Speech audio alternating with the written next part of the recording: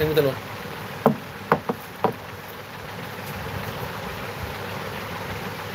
Gua udah baik, gua.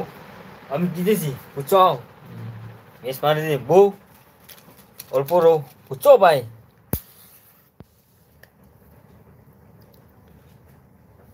Betina laki ni ye tolong mana ye? Betina. Bye. Contoh, tengok contoh orang ni boy. Nanti ni bila contoh tengok contoh orang mana ye boy. Kaya ya. Kari ilo na siya lang hindi, ngawar bay. Son. Macam apa ni boy? Oh. Life dia ngam apa teh?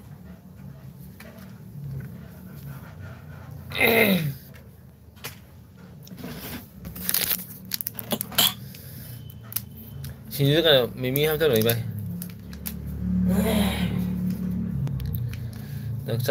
Sang cara potara si kanan deh.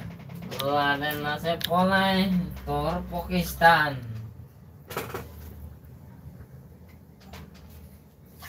Wah, hei kasih jus pesan hei.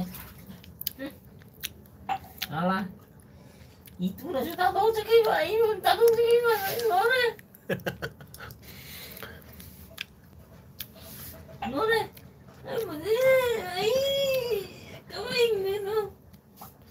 Nanti nak aje bemle lau di baju bemle na. Bemle nang aje lau di bo. Ai di kamera nang bemle lau rồi khang kuku nang la kan hen dia dah kan ni. La kan nang mang mi ya kan ni. Hah? Oi, ama umi kita nung patah ni. Nanti mana nang ma di nang thada rồi 생문 ni bo. Nang mai mana salah suka na rồi ji. 생문 ni.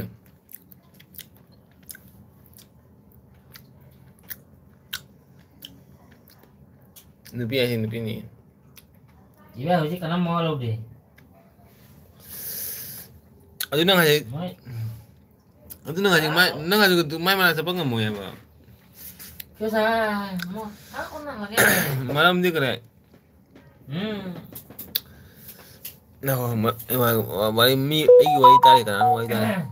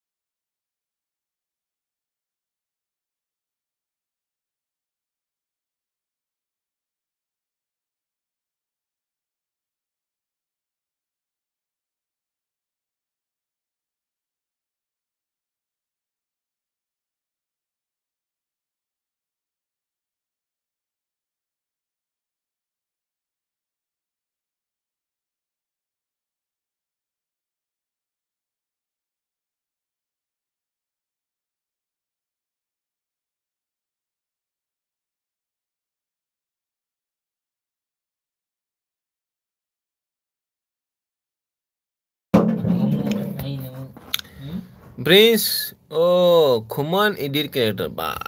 Aigi channel है नंग करे subscribe तो बोलो ने common. Oh, Prince, aigi channel नंग subscribe तो बोलो. दा जाने करो यो, bah. Ano mo channel लाइ मने ने. Mana no? दा जाने करो ini mah करे. Nang kasam tak lagi lagi. Common channel. Ingang masa ni. Level sudah bi, mulkot. Tahu level kalau kayu kan loh. Level. Hare Krishna Hare Ram level ai mi je lor mi Hare Krishna Prabhu level sudah lam nai aja kali Nào đi bằng gì vậy? asami tenang je je na kau sama lagi hidup ram level Mana nak boros lah? mấy ngang aduh gini level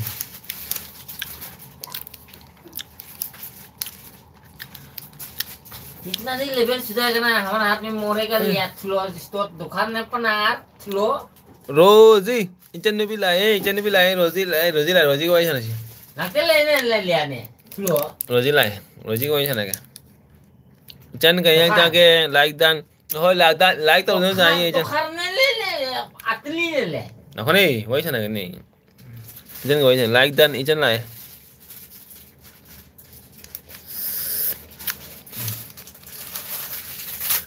रोजी ने गेल भी लागते दार दिन गेल भी था दे हम फाड़ देगा दार जेल भी था दे दार जेल भी था दे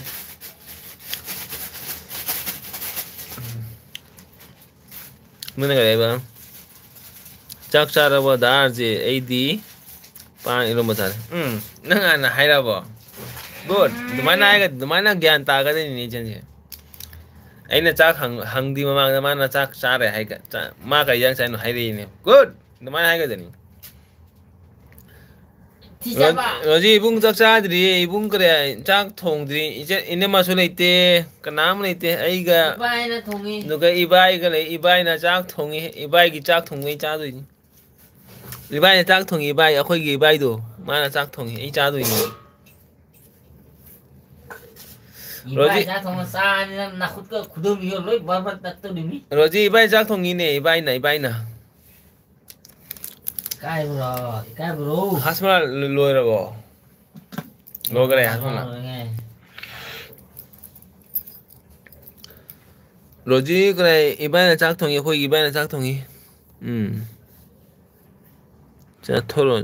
bhajan cha roi roji ibai na chak thongi cha ne ji ibai na kare shinju shemi shinju nang da je ge libi tha de na ngasi da je bi phang de ngasi nang pung ba do wai san shi ge ni gu nang kare ai ba ini ma kari numita raktino ini ma kami me raktino bai Monday Tuesday itu kaino budbar the Tuesday are tu Mongolbar Friday Mongolbar Tuesday itu Mongolbar nih Thursday Mongolbar itu meter no kare ai ge Nomade Mongolbar mi to nindokan mi keno junga lain jaro tu mi ne ate nindukan le kaino nindokan lewa mi to lewa muita lewa kon mi to to ba junga lain jaro ke ba Wednesday tat kan tat kai ne ai ya jum je kase mi nate ne kare pheti lagse kai meter no Mongolbar na tra Mongolbar to ngadi nungdang thunga kan ni siga gwani da on nungdang jauh tu lah aja nungdang pung lega thunga kan ni oh om kan de Mongolbar da kai age ko mitro na ninduka ba kai le roji ni kare leba pokon mitla kan ni dar de kare mitro ka khang de ko jam nga kan ko nang hanga kan ini makanya leba pokon cumi leba pokon mita darje nang mitai natra bro oh sudah nang darje mitai nang na hande khang dro darje ga nang khang darje mitai khang nang khang dro chai ja ni ngang nang leba pokon mita tra Mongolbar itu kan leba pokon mita tra Mongolbar itu nang khang dro ai khang bro tu jano ami jani ni Bangali manusia itu udah panah nih sele. Mongolbar itu mitro ndak kare age. Mongolbar nu mitro ndak kare age. Kang dena. Mongolbar mitro ndak kare age. Kan nindukan le kai no. Nindukan leba pokai wo adu ta. Laiba pokpa. Oh ya re kang. Laiba pokpa kauri. Leba poka. Lấy bác đâu bố thố đổi về leo không ạ. Leo pokpa. Lebak pokpo numit. Acha. Dade nang mitei natro. Ah mitei ate ay mayang ni. Alau đi neo nè. Dade. Party to rina. Kai ni party ni bo. Roji party ka. Hore Krishna Hore Ram इसे party का तुम्हारा happy new है. Hey ingang ni iche ka ko nang si ka nang. इसे एक और को तरह गया. Ingang ni ne dade ko inunda. Ichen ko ichen.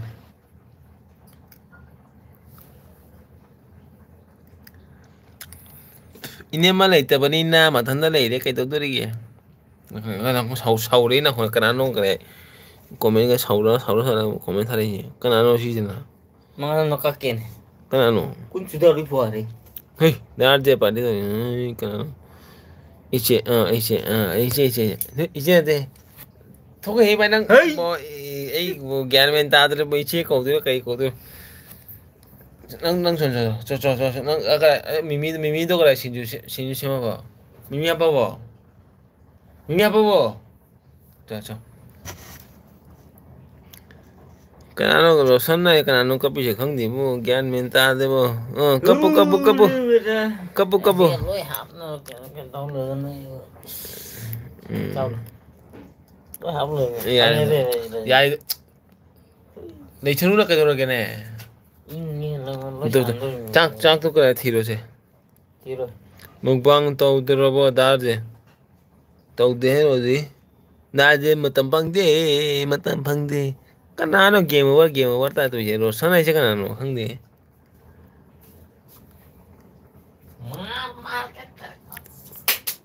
Roji di kai yang ta ge Rosan se kanano khang di gyan menta de da Mormon. mukbang to dra ba da je nang udra I video thangat pra nang udra Roji ibung video thangat pra nang udra mukbang to dra nang udra ba nang notification lak tra ibung na video thangat tra nang notification la mo ye no da khangi ne Not. RJ Miti blog Not because KMC not is there is coming is. Darje hoi di hoi Mar. hoi da Lo tat ko. ui adune ai do ai Dia dohan. mukbang video thangat pra nang bu Dohan. Roji na kai jang ta ga hero jeng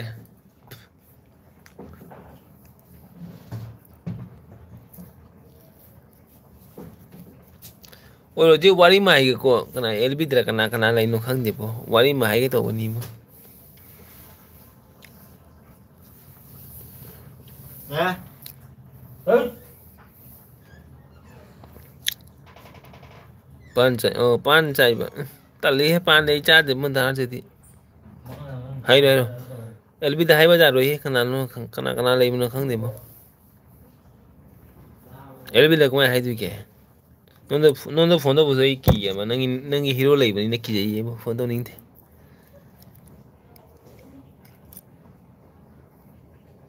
Kanam lai the ei jera kanam Roji kare nang kare da de da wara ubra kare ini ma da wara ubra kanu khang de bo ei khang de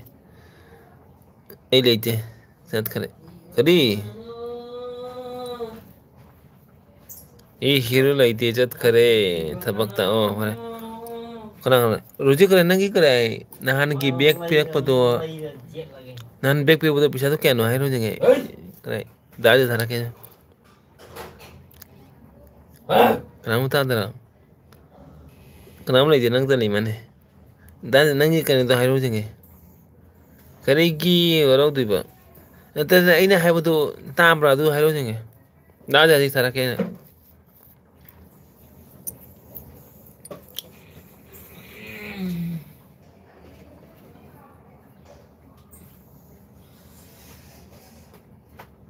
ai waro video ko waro de banate kare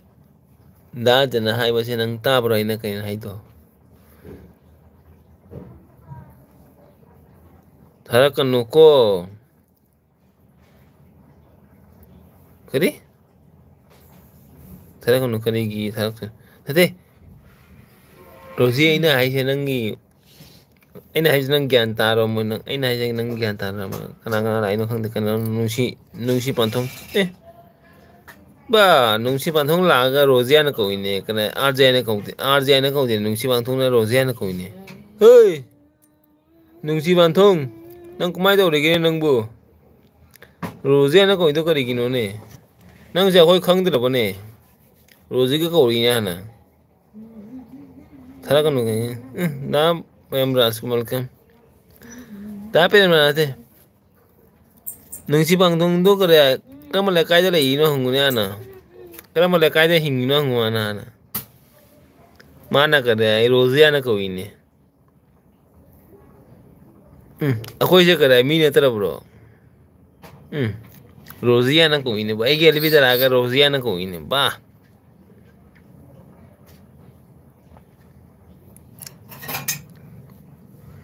nung si bang thong thamoi da ka ri ai thamoi da ka ra Binod RJ khala kana de ko thamoi manung ne seng ta ba ni ko thamoi seng ga ni ka hana mi je ko ba dur la ka nang munung si ba di thamoi ana seng thamoi seng ga ne mi ko bu hang han dayak la ga Rosia na ko ine ba ai ge le da la ga ai je kana no ai je ka re third party ro ko ri do nang na ko ri wa khan do Ajay Manipur Manipur tang nang Manipur ta hingi ju khangi ne nang Manipur ta rei de ju khangi nang Manipur masa ne khangi ne bye unu oi ye mya di ga ai je kana nang khang dra ba ba sa tum ai ta sa ai je kana nang khang dra bo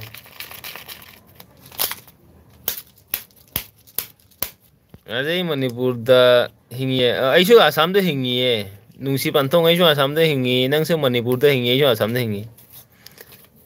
Binod to kana khang bro Binod to khang bro Binod hai de khang ngani da je se khara paisa la mani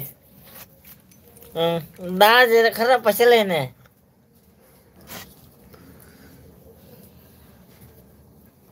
sudari bua Aja bro khangye kintu bai khangwa dino khanga di kariya hana elbidra de hosta na ka udraga do gi third party da na ko ido kai maram ko no ba akoi ja kariya third party ne khangla bai je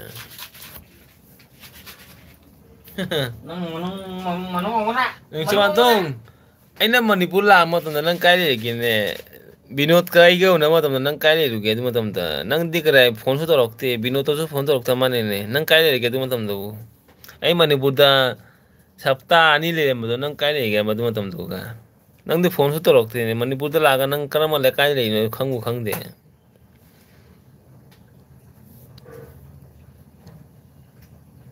wara bo khumete nang na ge libi da la ga mi ko wo se di wara uta ba ni keno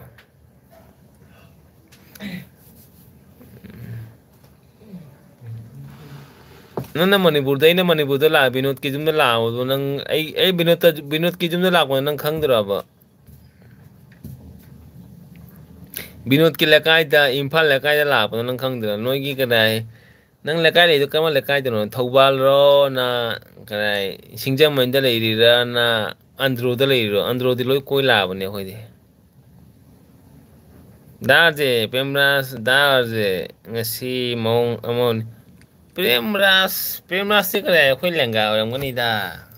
nang na da Pemras ko bune gi lenga ora ngoni agi magi ma kha ora ngoni mas sudari bua Pemras sai ma kha ora ngoni da asore bhai Rosie Pemras sai gi ma kha ora ngoni du ga gi Binod to akhoi gi karai akhoi ga tina ba hai ta da as a brother ai bro Binod phone to ba thing na ba hai da na kari ai ba as a brother ai bro Binod phone to ba thing na ba hai da kari ai no khang de gyan ta de ta Pemras chahi kya no adu hang ado Rosie nang hang da Pemras chahi kya no hang chahi kya no hang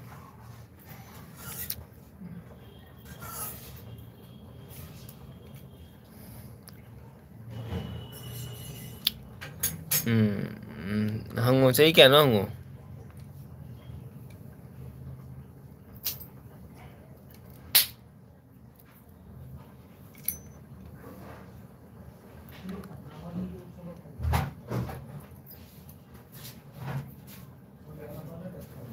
Giri 26 March 27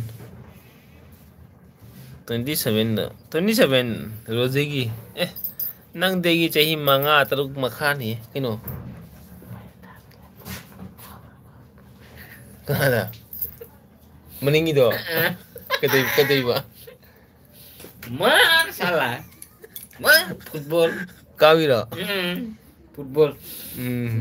gol lah ya mida 27 lo de 20 changlang ne kai ne 20 de changlai ba nang adu pemra sangai makhani adu di nang ibu ngai ko we pemra sangonda nang 20 changi da ibu ngai ko khoida nang de makhani nang ai gi makha nang ai gi makha binod ki makha ai gi makha we nang akhoi da karai ibung hai ko gera da binod ko gera RJ brother ko RJ bro ko gera mai ko da pemras na chahi amma hele noi lenga rang mani rozi akhoi gi makha we du di aina manipur chaba matam da premras to khadon legino khangde gyan men ta de binod ka koi punna le mani binod ka le matam da premras to kare phone ka torok te kana mo phone torok te to ge ai lai to di gurai mayam no khang mani ko aina video thangat ki bani to ge airport la ki matam da airport ki video lo thangat ki bani kangla chak ping video lo thangat bani to premras to khadon mangi na du matam no khangde Dugagi aina asam job matam da premras na RJ lakpur aina binota phone to yai ni adu maram do kwai na to ino hangde RJ lambro ga aina hangami hai krai binota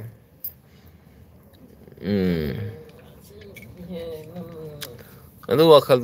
dam pikpa wakal le kare aina manipur jobo matam da video thangali binod ki video dik rai prembras loi urangani dugagi adu matam da phone kana mo to rokte aina manipur jobo matam da phone kana mo to loi phone lesang gare ko dugagi aina manipur thatok lakpa matam da binod ta phone to yai kare RJ bro ga aina to rami aina mayam je phone adu wakal na pikko wakal do kumai wakal no aina khali ni wakal do duguma wakal do piksale wakal ni to ini la rozi nahana khangana go ko rozi nango da arze thanti shurab kaino ne dar je hanu father ne rozi nango 34 sudore ne putar lagi deh. Kali? Ada. Betul bang. Oh sampai. Ano? Tet. Tumi tak.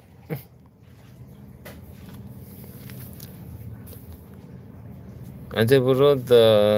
phone kamai to do number ya bro. Are आज अंदर phone तो विनोद की phone ला मन नहीं तेरा नंगसी नंग पाथों नंगो Nungsi mantong binod ki phone number nanda lai na tro ne nagi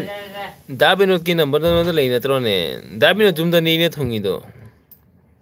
egi number lai te sunang binod ki number din nanda lai ram gani da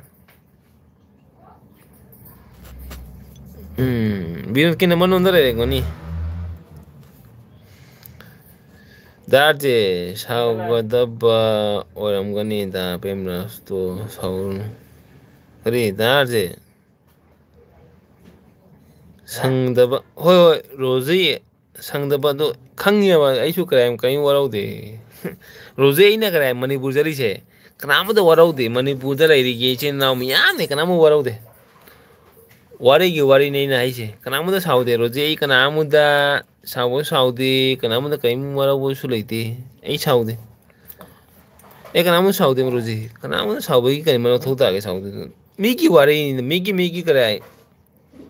matam ki wari nai nai se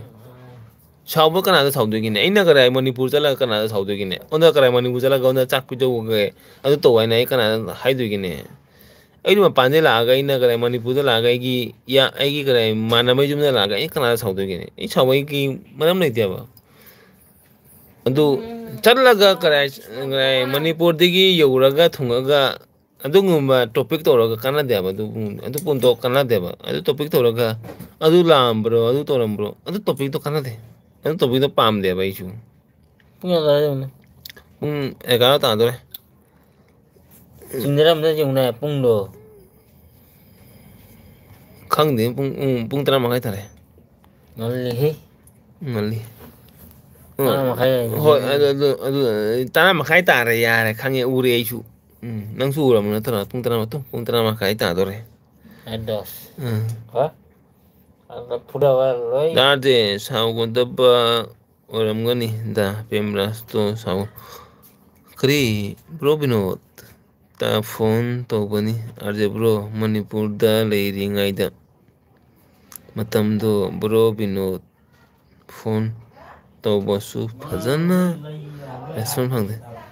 khangde du din gi wari ni du de siljar da la u da la o siljar da ai ka sama sa ra siljar la wai ro di nang si ge ro ha ai ka sama sa nang siljar la wai si ge ro nang siljar de gi jumni ne keno ha siljar de gi jumni ne thungu ba heng ngasi ten kara ge heng siljar thungni ai gi jumni ne da ingang ma chan nang khang de ban nang si ge ro ingang ma chan nang khang de siljar dai si jumna tra gi ha nang si ge ro oi gai puslo ha gari pusali ju dinai nga saina gai puslo gari pusali ju dina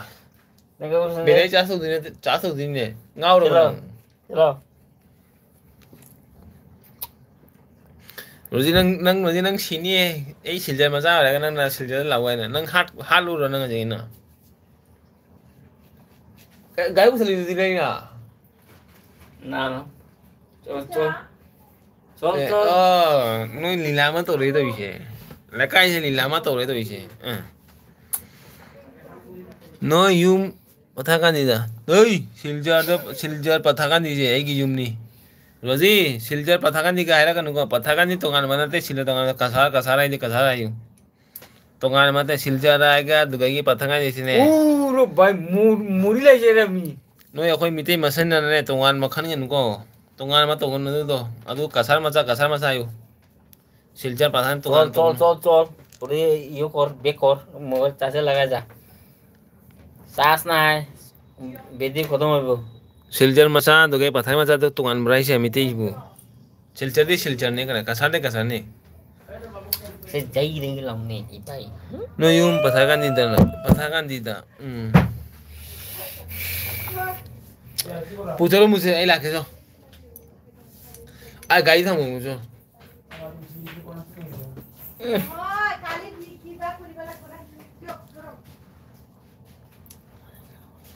chilong ne chalo muthi ai ken to rong ne chalo mun nai gai tham mu ne cha ja do adu pani bo nang su bo du lại cái này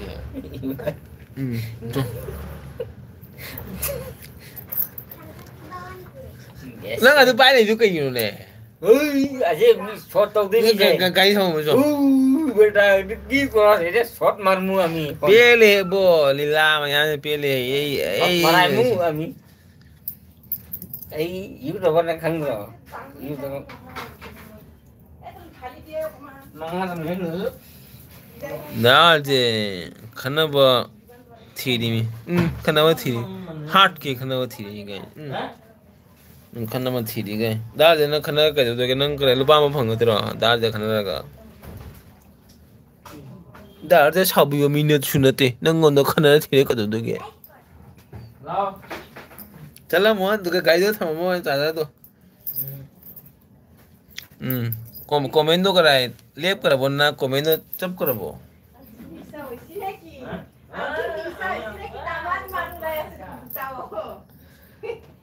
chap kara ne comment se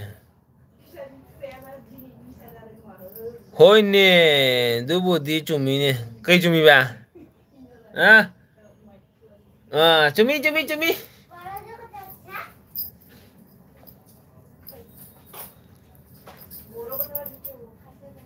namai dengan thajalura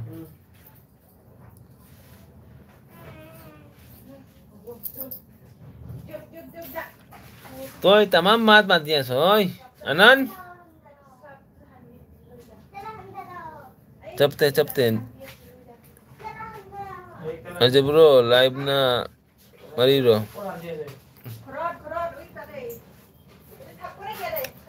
live thada de he khoi di live tia khoi gi ka dai thada de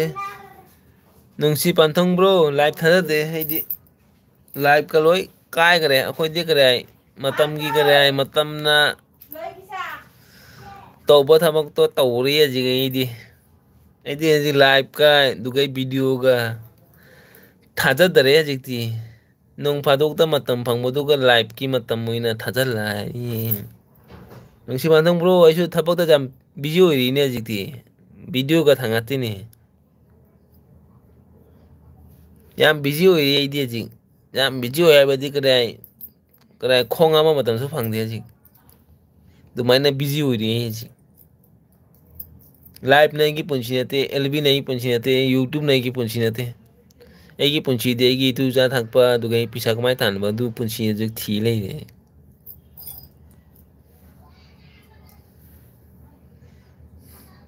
ta je ngasi mong amani roji no nang da je ngasi wa thi ngang ge khara no nang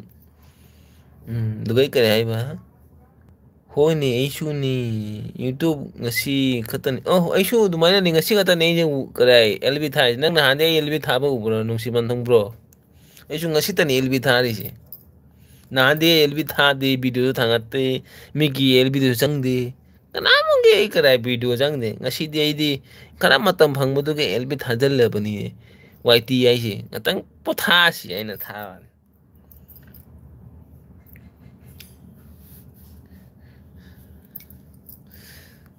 LB ga dugai YT na gi kare ai punchi nate ai punchi je kare gi tu sa lai bani na isa na thamak to ra pisa tan de ni du punchi ne ai ne khali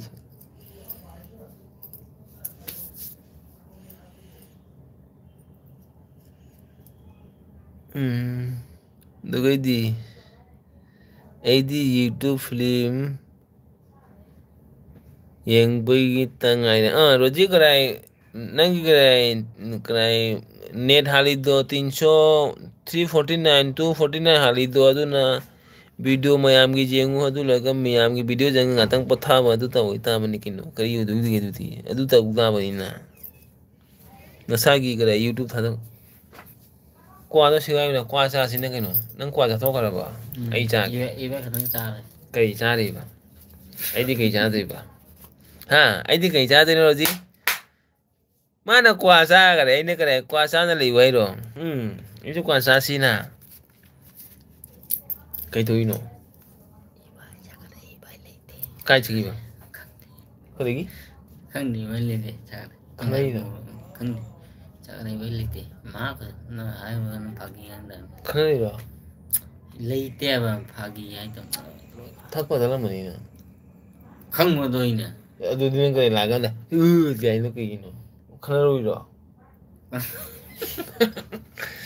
bo nang la ga da kai mana wari li nubi dwai wari li do kai no li jari nubi dwai wari li do kai no ono ke se o bai ono ke se roji wai ta wai bo pila bani bo nubi dwai wari la onda la li bo amma sa kare amma to kore du to kore ai bu kai no ai o za ro ai bo ni o ono ke se koi ge se gu o ono ke se bai kita le ge se gu thod hata bu akun mai ge se gu bai eno ko sina kita le ge se gu ku nam ni na bai hey hata mana ni bal bu aduru kun mai ge se le bai gu ajin manu phulu pale বুঝনি দাঁড়াও রে বউ কিতা রে বউ কেমন কিতা দিছে রে দেখি রে দাঁড়াও বউ দেখি লাইতাম কমেন্ট কিতা দিছে রে বউ আমি কমেন্ট পড়তে পারি না কিতা কমেন্ট দিছে রে বউ দাঁড়াও রে বউ কমেন্ট পড়ে এই দাঁড়া রে বউ উনো গেছে কি উনো এই দি আমি YouTube film yengbagi matam yaw dorkan nai bole kita koi রে বউ দাঁড়া দেখি রে কিতা কমেন্ট দিছে রে বউ উনো গেছে রোজি গেছে কি বেটা রোজি আগে মানু ইউটিউব গু মতম দো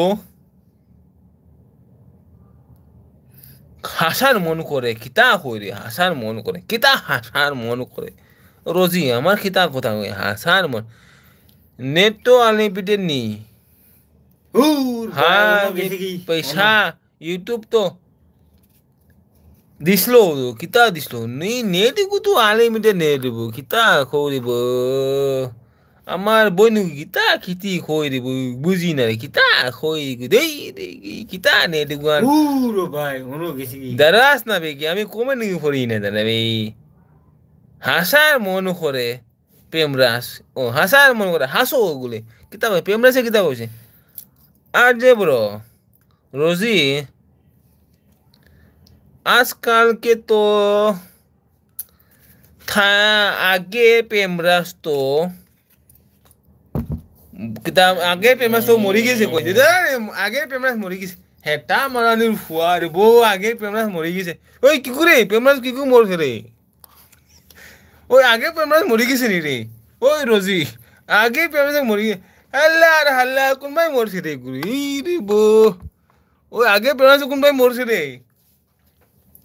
আগে প্রেমাস কু মরি গেছে বলে কি করে মরছে আগে প্রেমাস কু এই রে ওই কোনই মরছে রে ওই এগুলো শ্মশান কোনই মরছে এগুলো দেখছেন ও মুরে গেছে ও কোনই মরছে গো হালা হালা কোনই মরছে গো হালা তুমি দেখছ না রে কোনই মরছে গো আরে কোনই মরছে রে গো হালা হালা গো হালা গো কোনই মরছে রে প্রেমরাজ গো হুরো বেটা কিতা কো হুর বেটা গো এগো নামও কিতা রে মানে আন্ডু মারিস না বেটা আমার রাগ উঠে যায় বলে বুঝো এগো নামও কিতা রে হাসাও তো নে পুরো মুদারিন নাকি উদারিন নে কি কই আমি জানি না বেটা বুঝো চলো উনো কিনবাই মরছে আর যে ব্রো দাঁড়া আর যে ব্রো বিয়ানে পুট দিছি উনো বুঝছো ইকু কোনবাই মরছে রে গু প্রেমাজ কোনবাই মরছে রে গু ইগু শ্মশান কোনবাই রোজি ই কই মরছে রে গু আল্লাহ হাল্লা গু কোনবাই গিয়া মরছে রে আমিও জানি না রে বউ এটা দাঁড়া আমি গোয়াও খাইলে রে বউ তুই গোয়ারও খাইতে দে সাইতা রে গোয়াও খাইলে দাঁড়া না হাল্লা করো সাল এই বা এই তুমি রে নে বা ভাজা ভাজা মিশে রে ও ভালো হইছে না হুরে ভাই কি করো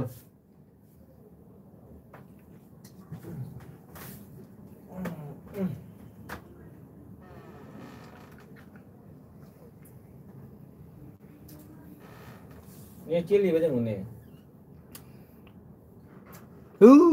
বাবা কই তাকে ধরে আছে আমি জানি না Ichen hello daje na hai banang nungai di ne wari di dugai di wari kaila hello kana lagi hello wari hello ting ya ना जे मठी पे नहीं है ai kira mobile thế kira mà thi phani nghe cái tụ thế nó hello Roji kan tu sini tu mimi apa ba ani mah selo hai amma tap te ba nang subo nungai dia wari dia wari hello jeng kata kai no wari sia ai kan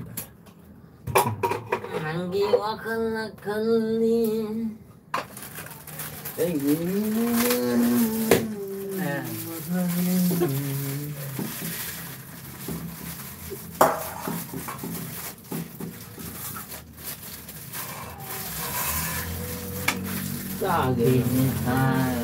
Oi bil ka raja fen thara di How are you going to tell me? ꯂꯥꯏ ꯂꯨꯄꯥ ꯆꯍꯨꯝ ꯂꯥꯛꯑ bill ꯑꯃ ꯂꯤꯁꯤꯡ ꯑꯃꯒ